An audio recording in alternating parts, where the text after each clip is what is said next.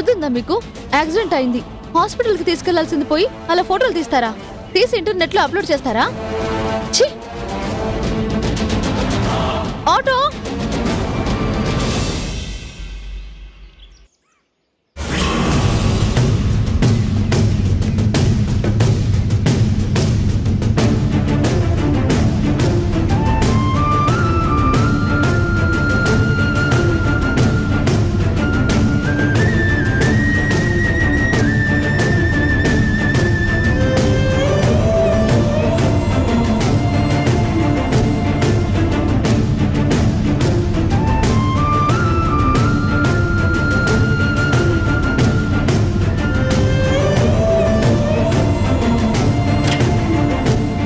Madam, patient మీ రిలేటివ్సా? కాదండి, తెలిసిన మనిషి, గైనకాలజిస్ట్ శ్రీవాణి గారు. నాకు తెలుసండి. వాళ్ళ ఫ్యామిలీ వాళ్ళకి నేను ఇన్ఫార్మ్ చేస్తాను. మీరు వెళ్ళి రిసెప్షన్లో కూర్చోండి. Okay okay okay sister.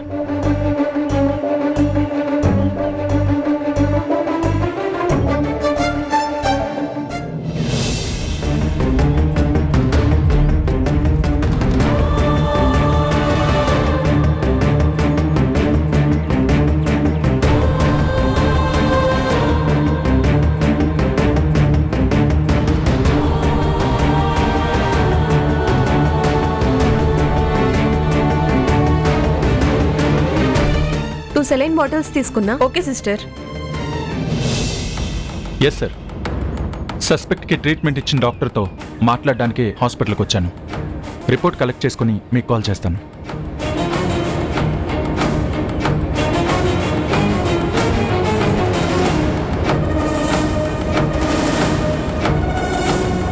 Usha, బావగారు. నువ్వేంటి ఇక్కడ? ఏమైంది? నాకేం కాలేదు బావగారు. డాక్టర్ శ్రీవాణి గారికి యాక్సిడెంట్ అయింది, హాస్పిటల్కి తీసుకొచ్చాను. నాకు ఫోన్ చేయాల్సింది కదా. ఫోన్ ఇంట్లో మర్చిపోయాను. మీరు ఇక్కడికి వచ్చారు? ఒక కేసు విషయమై డాక్టర్ దగ్గర రిపోర్ట్ తీసుకోవడానికి వచ్చాను. అవును, శ్రీవాణి గారు ఇప్పుడు ఎక్కడున్నారు? ఐసీయూలో ట్రీట్మెంట్ చేస్తున్నారు. సరే, పద చూద్దాం.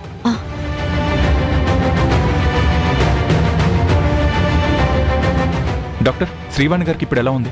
ఇంకా క్రిటికల్ గానే ఉంది. తలకి బలమైన గాయం తగలడం వల్ల చాలా బ్లడ్ లాస్ అయింది.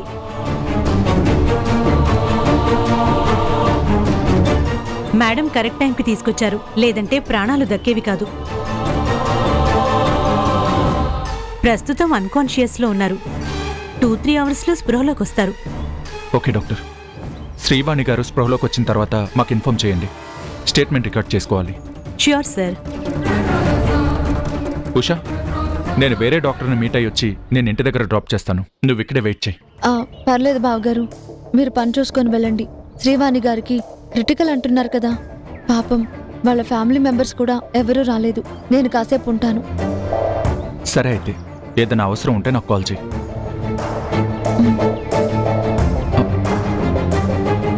నీ దగ్గర ఫోన్ లేదన్నావు కదా, నేను కిరణ్కి ఫోన్ చేసి హాస్పిటల్కి రమ్మని చెప్పనా? అవసరం లేదు బావగారు, ఆయన ఆల్బమ్ పనుల్లో కొంచెం బిజీగా ఉన్నారు. అనవసరంగా డిస్టర్బ్ చేయడం ఎందుకు? సరే అయితే.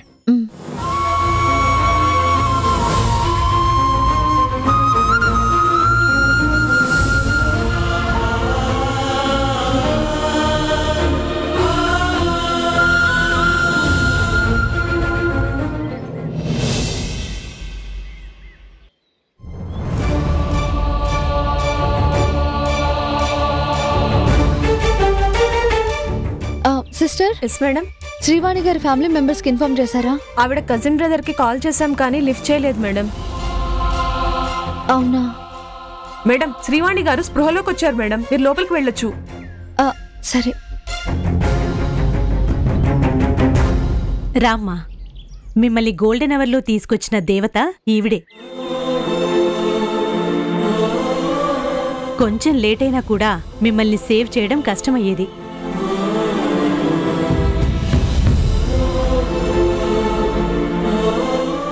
మీరు లిరిసిస్ట్ ఉషా గారు కదా? అవును. మా వదిన మీకెలా తెలుసు? తెలియడం ఏంటమ్మా, నేను ఉషా గారు రాసే పాటలకి పెద్ద ఫ్యాన్ని.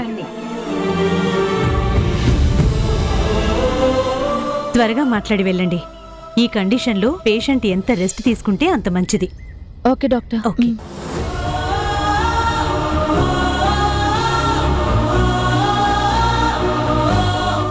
ఉషా, అవునండి, కిరణ్మయ్య గారి చిన్న కోడల్ని.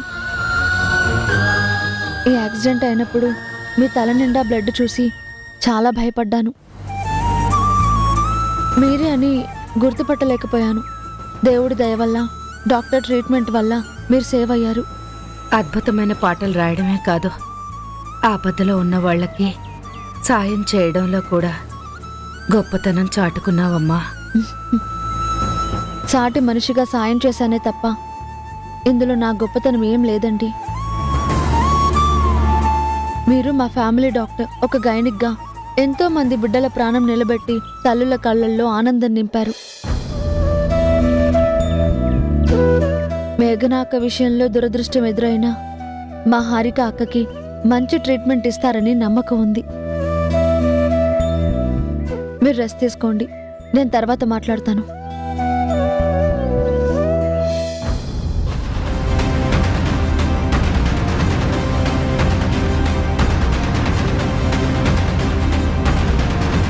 లేదమ్మా, నువ్వెక్కడికి వెళ్ళొద్దు. నీతో మాట్లాడే అవకాశం మళ్ళీ వస్తుందో రాదో తెలీదు. నీతో ఒక ముఖ్యమైన విషయం చెప్పాలి. మనిషిగా నువ్వు మంచితనంతో నన్ను కాపాడావు, కానీ ఒక డాక్టర్నై ఉండి కూడా నేను నా వృత్తికి, మీ కుటుంబానికి ద్రోహం చేశానమ్మా.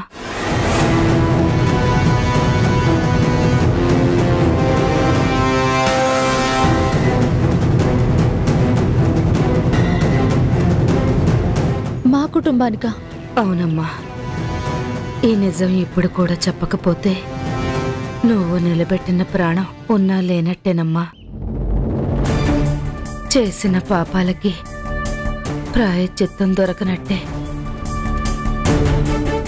ఇప్పటి వరకు నా వల్ల జరిగిన తప్పులకి నా భయం సగం కారణమైతే మిగిలిన సగం మేఘనకి మాత్రమే చెందుతుంది.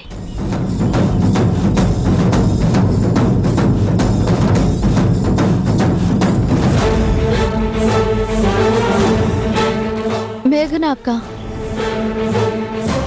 ఏంటండి మీరు చెప్పేది?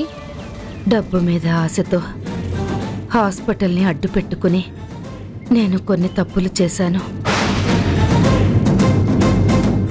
ఆ విషయం తెలుసుకున్న మేఘన నన్ను బ్లాక్మెయిల్ చేస్తూ నా చేత అంతకు మించిన ఎన్నో నేరాలు, ఘోరాలు చేయించిందమ్మా.